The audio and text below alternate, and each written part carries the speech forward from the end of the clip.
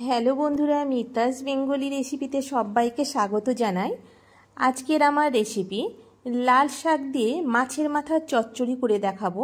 এই লাল শাকের মাছের মাথা দিয়ে চচ্চড়ি এতটাই ভালো লাগে, এর সঙ্গে অন্য কোনো তরকারি লাগবে না। চলুন তাহলে কিভাবে লাল শাকের চচ্চড়ি বানিয়েছি দেখে নিই।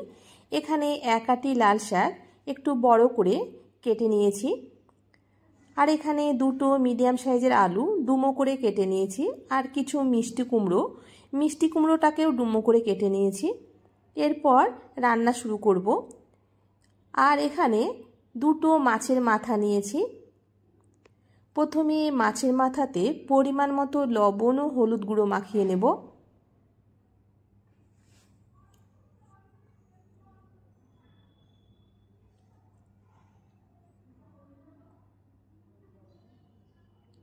এরপর রান্নার জন্য ওভেনে কড়াই গরম করে নিয়েছি। তারপর পরিমাণ মতো তেল দিলাম। তেলটা প্রথমে ভালো করে গরম করে নিয়েছি। এখানে প্রথমে আলুগুলো ভেজে নেব।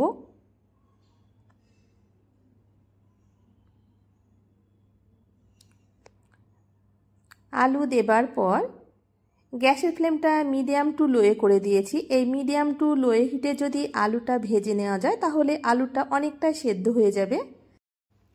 সামান্য পরিমাণ লবণ ও হলুদ গুঁড়ো দিয়ে আলুটাকে মিডিয়াম টু লো হিটে ভেজে নেব। এই আলু ভাজবার সময় ঢাকা দিয়ে দেব। মাঝে মাঝে আমি ঢাকনাটা খুলে নাড়াচাড়া করে দেব। এইভাবে ঢাকা দিয়ে যদি লো হিটে আলুটা ভেজে নেওয়া যায় আলু অনেকটাই সেদ্ধ হয়ে যাবে। দেখুন এখানে আলুগুলো লাল করে ভাজা হয়ে গেছে। এরপর কুমড়ো দিয়ে দিলাম। আলুর সঙ্গে কুমড়োটাকেও ভেজে নেব। আপনারা চাইলে আলুটা ভেজে নিয়ে তুলে নেবার পর তারপরে কুমড়োটা ভেজে নিতে পারেন। এখানে আমি আলু ও কুমড়ো একসঙ্গে ভেজে নেব। দেখুন মিনিট 5-6 সময় নিয়ে কুমড়ো আলুর সঙ্গে ভেজে নিয়েছি। এখানে কুমড়ো ভাজা হয়ে গেছে। এরপর একটা জায়গাতে উঠিয়ে নিলাম। দেখুন ঠিক এইরকমভাবে কুমড়ো আলুটাকে ভেজে নিয়েছি। এরপর ওই কড়াইতে আবারও কিছুটা তেল দিলাম। এরপর মাছের মাথাটাকে লাল করে ভেজে নেব। আপনারা মাছের মাথা না দিয়েও এইভাবে লাল শাকের চচ্চড়ি বানিয়ে খেতে পারেন। মাছের মাথাটা দিলে একটু টেস্টটা বেশি ভালো লাগবে। আর যারা নিরামিষ খান তারা এইভাবে রসুন, পেঁয়াজ এবং মাছের মাথা বাদ দিয়ে লাল শাকের চচ্চড়ি বানিয়ে নিতে পারেন।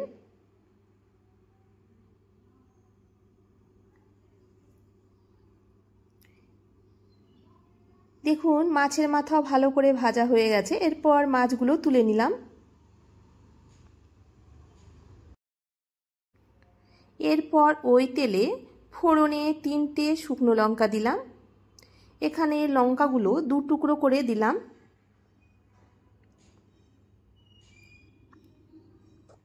একটা তেজপাতা,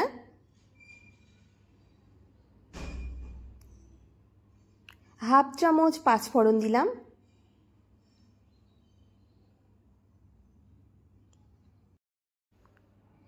এরপর 5-6 কোয়া কুচনো রসুন দিলাম, অর্ধেকটা কুচনো পেঁয়াজ আর 6-7টা চেরা কাঁচা লঙ্কা দিলাম ঝালের জন্য। এরপর ফোড়নটা হালকা বাদামি করে ভেজে নেব। দেখুন ফোড়ন হালকা বাদামি করে ভেজে নিয়েছি। এরপর শাক দিয়ে দিলাম। আর শাকটা প্রথমে 3 থেকে 4 বার জল পাল্টিয়ে ধুয়ে নেবেন, না হলে মাটি থাকে কিচকিচ করবে। এরপর পরিমাণ মতো লবণ দিয়ে শাকটাকে ভালো করে নাড়াচাড়া করে দেব। লবণ দেওয়ার জন্য শাক থেকে অনেকটাই জল ছাড়বে।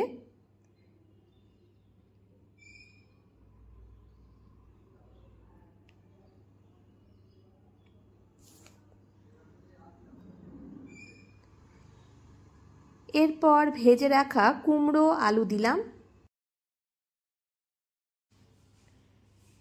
দেখুন লবণ দেবার জন্য শাক থেকে অনেকটাই জল ছেড়েছে এবং পরিমাণটা অনেকটা কমে গেছে। ভালো করে নাড়াচাড়া করে মিশিয়ে নিলাম। এরপর খুব সামান্য পরিমাণ হলুদ গুঁড়ো দিলাম।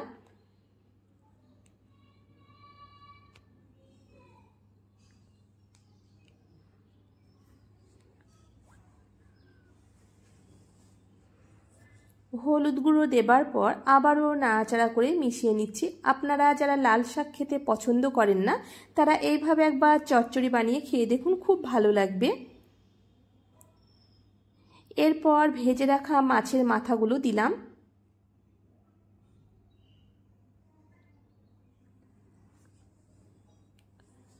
আর আমার চ্যানেলে নতুন বন্ধু হয়ে থাকলে চ্যানেলটিকে সাবস্ক্রাইব করার অনুরোধ রইল। আমি যখন নতুন কোনো ভিডিও ছাড়ব সবার আগে আপনার কাছে পৌঁছে যাবে।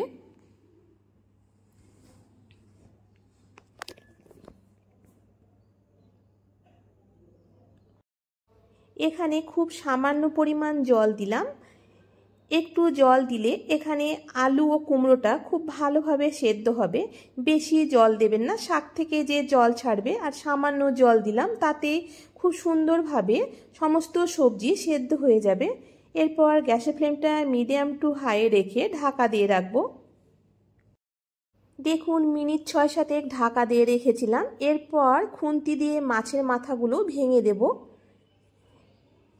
দেখে বুঝতে পারছেন এখানে জলটাও শুকিয়ে গেছে এবং সবজিও পুরোপুরি সেদ্ধ হয়ে গেছে।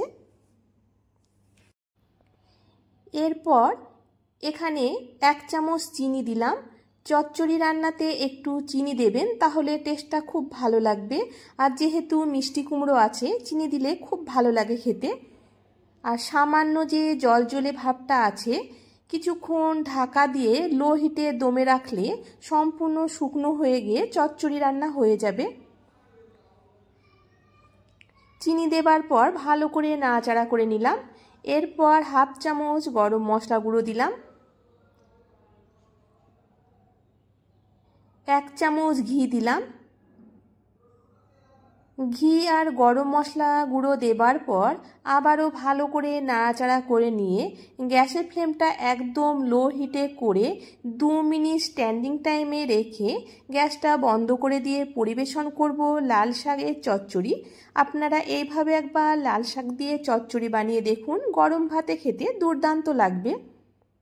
দেখুন 2 মিনিট পর দেখে বুঝতে পারছেন কালারটা যেমন সুন্দর এসেছে, খেতেও কিন্তু অসাধারণ হয়েছিল। আপনারা এইভাবে একবার বাড়িতে বানিয়ে দেখুন, আশা করছি ভালো লাগবে। আর অবশ্যই কমেন্ট করে জানাবেন আজকের আমার রেসিপি কেমন হয়েছিল। আজকের মতো এই পর্যন্ত। ধন্যবাদ বন্ধুরা আমার এই ভিডিওটি দেখার জন্য।